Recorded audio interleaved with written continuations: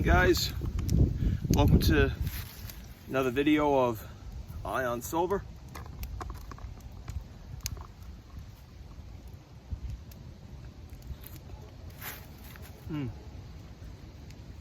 You know, people always ask me all the time how these meals taste from Mountain House, and my answer is always the same: interesting.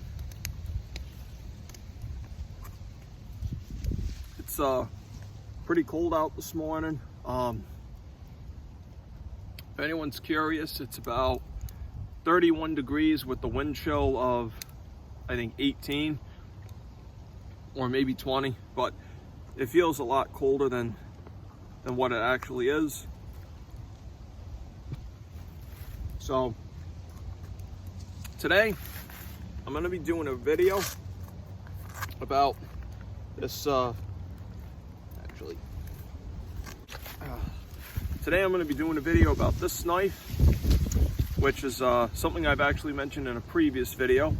This is the MSK-1 Elite, and so I'm just gonna finish up having my breakfast, maybe get a little bit more firewood, and then we'll get right to the video. Okay, stay tuned, guys. So I just finally finished up having some breakfast.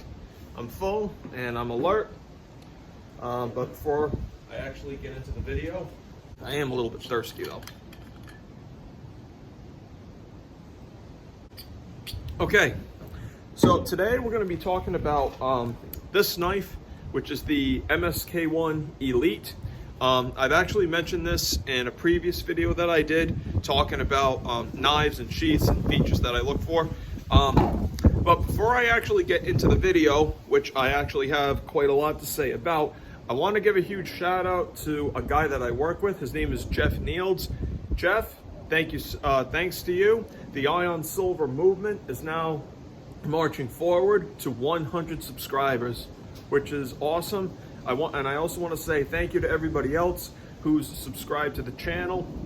You guys have really made this channel really popular, and this is something I could not have done without you guys. So I just want to give a huge shout out to Jeff Nields and all the rest of my subscribers. Thank you so much for supporting this channel, and I really appreciate every single one of you. All right, so this knife right here is a knife that I purchased a little over a year ago, and this knife was actually designed by a guy named David from Ultimate Survival Tips, who also has a YouTube channel, a survival school, and a website. And right there is the logo.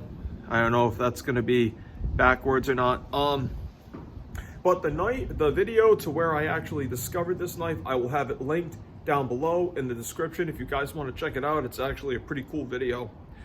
So this MSK-1 right here, the MSK-1 Elite, is actually kind of different from the original MSK-1 that came out back in 2016. So the original MSK-1 was made out of a D2 semi-stainless high carbon steel. This one right here is made out of 154 cm stainless steel.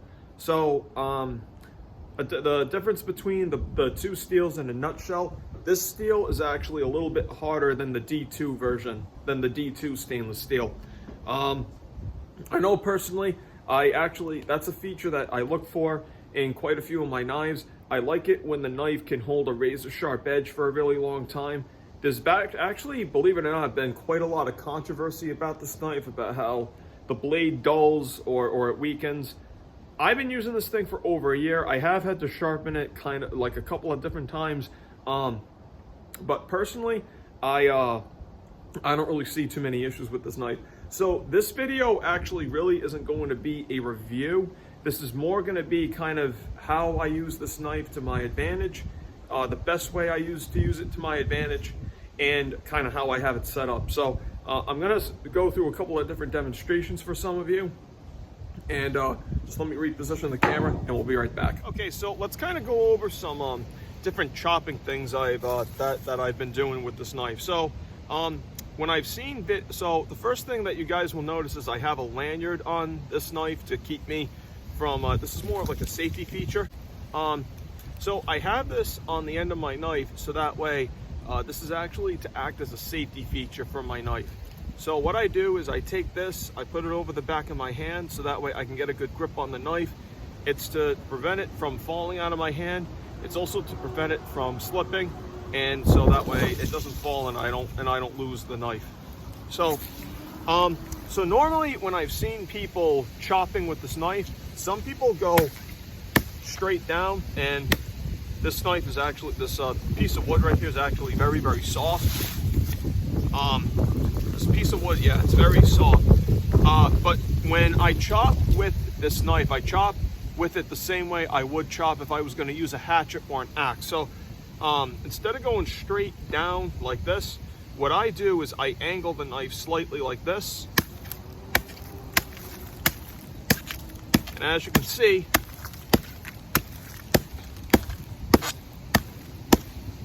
it's definitely, you know, it's chips are starting to fly.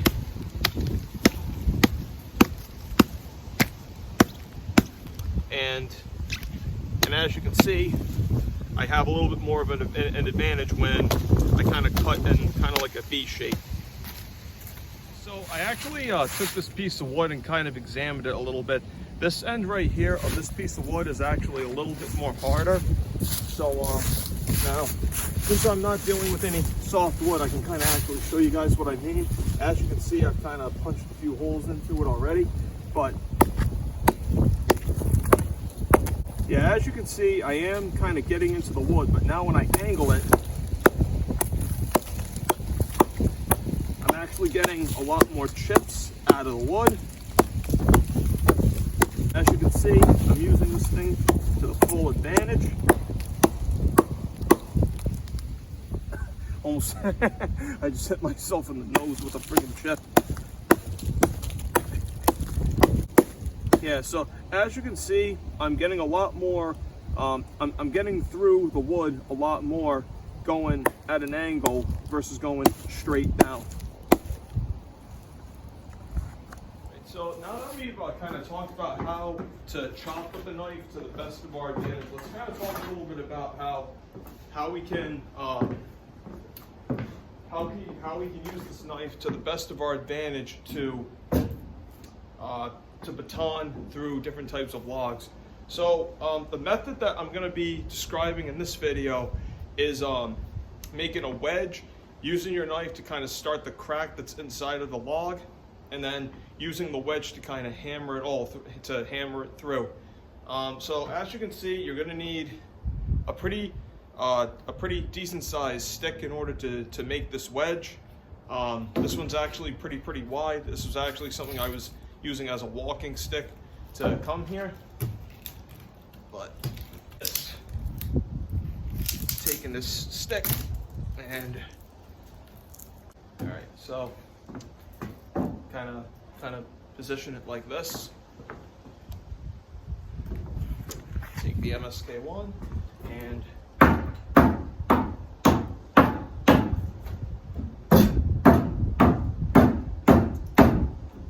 all right, so I was trying to use that table, but as you can see, it was actually starting to bounce.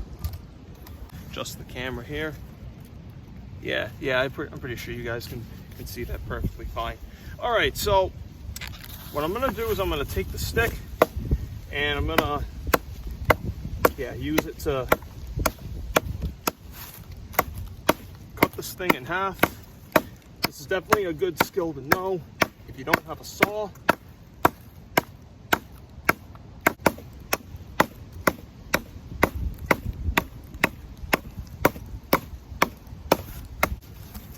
Turn it over to the other side.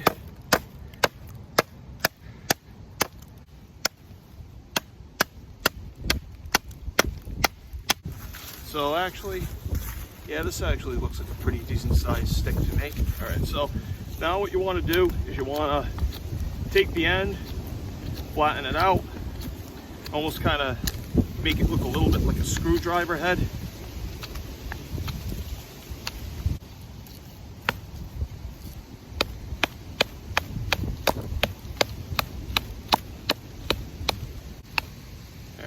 so yeah, I'm actually gonna even this thing out a little bit more.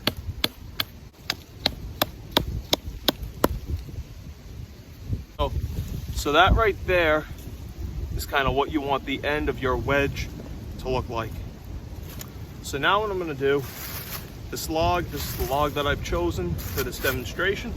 So now what I'm going to do is I'm going to take this knife, and you're also going to need a pretty decent sized log for your baton. And then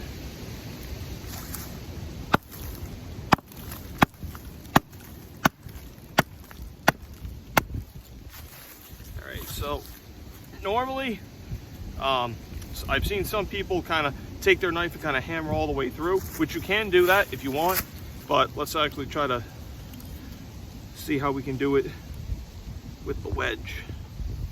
So there's a couple of things you can do to drive this through. You can either use the knife and kind of hammer it through like this. Or if you really want to get really powerful, you could also use something like this.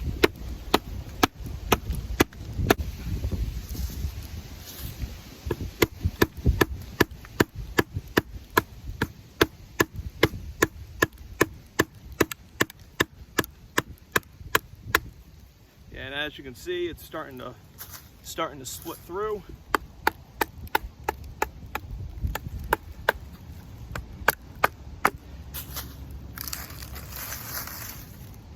So now that we've kind of gone through how well this thing batons wood, let's kind of go into making feather sticks. Talk about making some feather sticks. Feather sticks are definitely a very good asset when you're in the woods. It's a very good fire starting material. So as you can see, I got my lanyard wrapped around my hand. I got my finger placed in the choil, and I also have my thumb on the back, on the spine of the blade for more added control.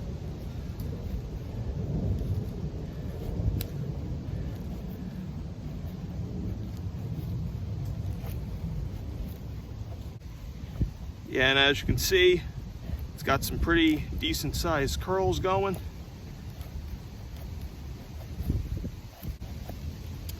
And that right there is a decent feather stick, if I do say so myself. Okay guys, so I really hope that the lighting is good as in this next part of the video. So I thought it'd be a great idea to kind of take everything, lay everything out, and show you guys kind of how I have this knife to set up to fit my needs. You might notice I have a piece of the log right here, and I'll be explaining why I have this here. It definitely has something to do with the part of the setup that I have. All right, so let's kind of have like a little bit of a rundown. So one of the first things that you probably noticed that I have is I ended up buying the kit pouch, and this was definitely worth the money. This is something I definitely wanted to carry. It's something that I've definitely wanted to have, because something that I've always wanted to carry on me, but I've never gotten to because it never fit in any of the pockets that I have for my knives, is this knife sharpener. This is something that my father got me when I was 14 years old. I'm not entirely sure where he got it from. I'm pretty sure he got it from Walmart, but I carry this pretty much with me all the time. But I've always wanted to carry it with my knife because I like having my sharpening devices and my knives all together in kind of one package. I ended up not going with the MSK-1 mini neck knife just because I kind of want something to not just cut small things, but I also want it to have I want it to be multifunctional. So I ended up getting this Leatherman pocket knife, and this is actually a really nice knife. It's very, very sharp. This thing's kind of new, so it's kind of hard to access these. So what I'll do is I'll just take something, kind of use it as leverage.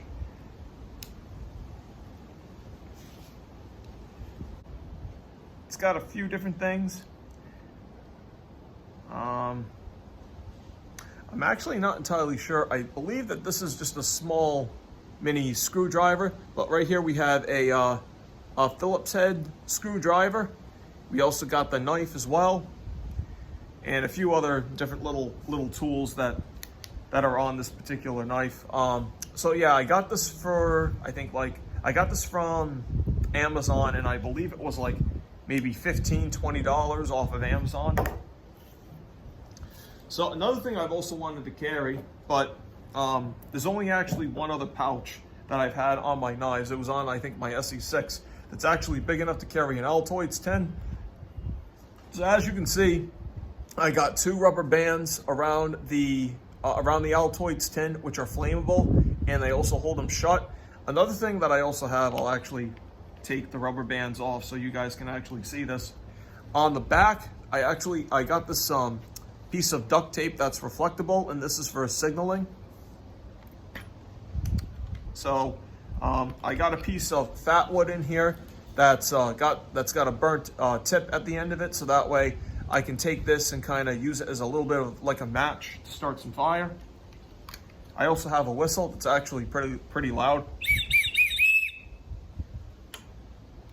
And another cool thing that I have in here too, this is actually my favorite part of the kit, is this really cool fire steel that I got off of Amazon. It comes apart, and you take the ferro rod and you screw it into here. And it's also got a little storage container at the end.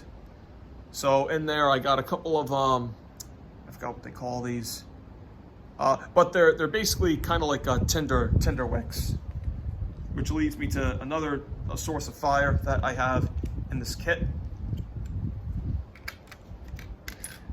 I also have this thing. They call it, I believe they call this a firelight, but yeah, it throws sparks, and it's really great for this little guy right here. This is a tinder wick. I actually got this fire strike, this tinder wick, and this whistle all together inside of a kit, and it actually came with about, I think, 5 more of these, but I'm actually down to my last one because I've been using these quite a bit. These are absolutely excellent to put in your kit. I actually like these so much that I'm actually going to be looking into getting a few more. I got a whole bag of them coming in from Amazon. This is also the striker for the ferro rod. Oh, and I also want to talk about these 2 washers that I have. This is to access the MSK-1 survival kit that's inside of the handle. And so normally I actually was using the screwdriver on this, but I've actually noticed it actually was starting to chip away at some of the bolts. And so Dave, if you're watching this video, that's actually kind of a problem, so you might want to fix that. But it's really no big deal. Okay, so the last thing that I have in here is this little straw that folds out. And this could actually be used for multiple things. It could be used for drinking water if you absolutely had to. But normally what I use this for is to, if I'm starting a fire and I need to blow on the fire and I can't get really close because there's a lot of smoke, you just blow on this, you just blow on the tip like this. And it's so that way air can get at your fire, and so you can get it going. I might actually demonstrate before I actually leave. I have this all set up a certain way, and I'm almost pretty sure I'm getting it wrong. All right, awesome.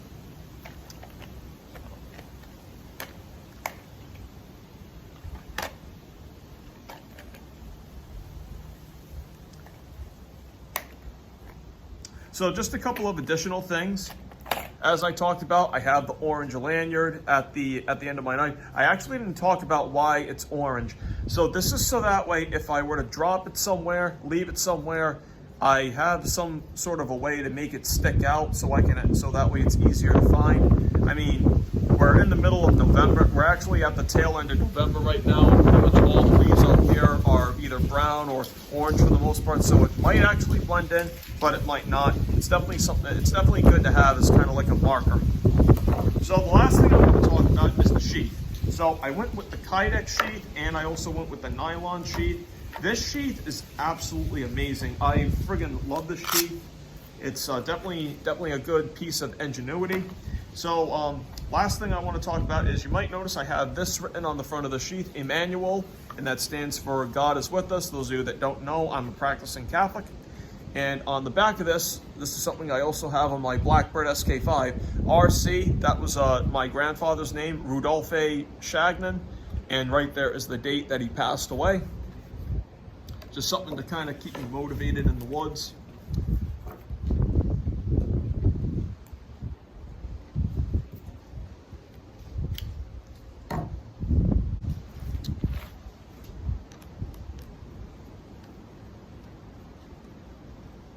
Oh, also another thing, I actually haven't tried this particular thing yet, but the reason why I have when I put this sheath back in, I usually put it in like this, and the bow drill divot I have on this side of the nut of the handle, because I am right-handed, but whenever I want to do the bow drill method, I usually use my left hand to put the bearing block down, and then you take the sheath.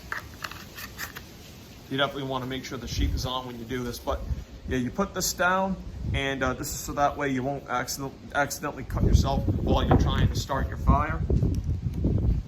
And I usually carry this knife on the right side of my hip. So if I need to draw it out real quick, I always make sure that it's on the right side of my body.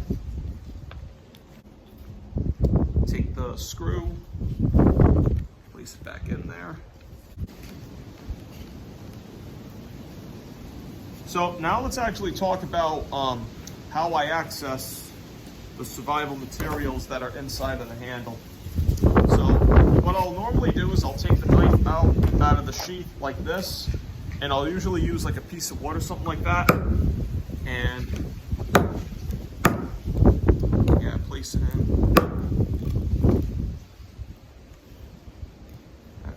Be right back. So I just wanted to go get my batoning stick real quick, so I can dry this blade inside of a piece of wood. All right.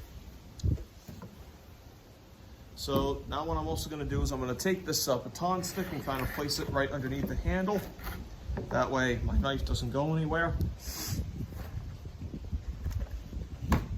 So take out those two washers that I have in here.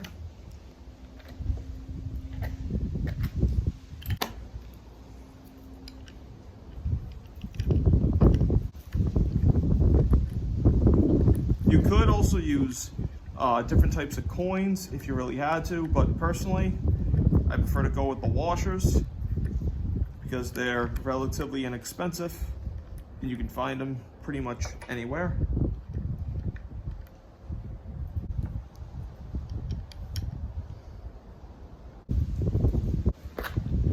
Take the materials, take the bolts and place them in here so that way I don't lose them.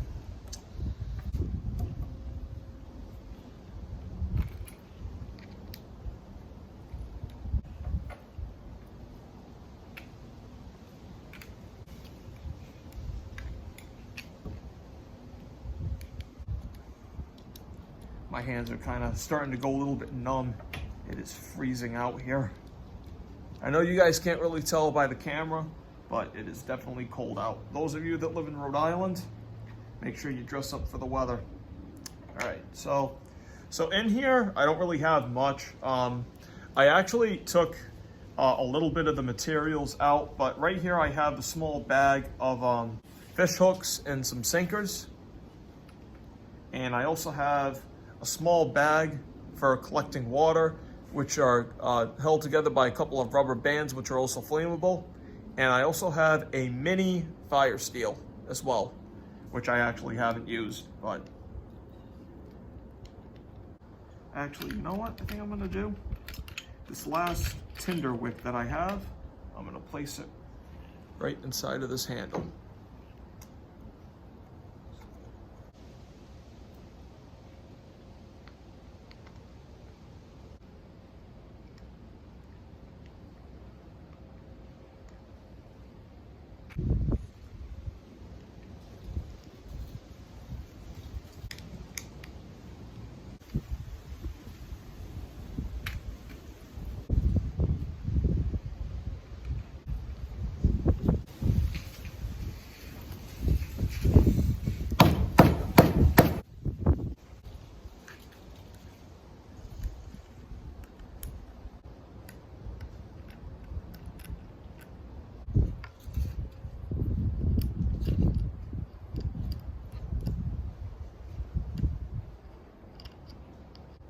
All right, so all the handles are back together, and we're ready to go. Okay, guys, so that's how I kind of have my MSK-1 set up. That's how I have this knife set up to fit my needs, to suit my survival needs when I'm out in the woods. So I know that there's been quite a lot of controversy about this knife. Personally, I don't really see any issues with it. This is one heck of a really decent knife.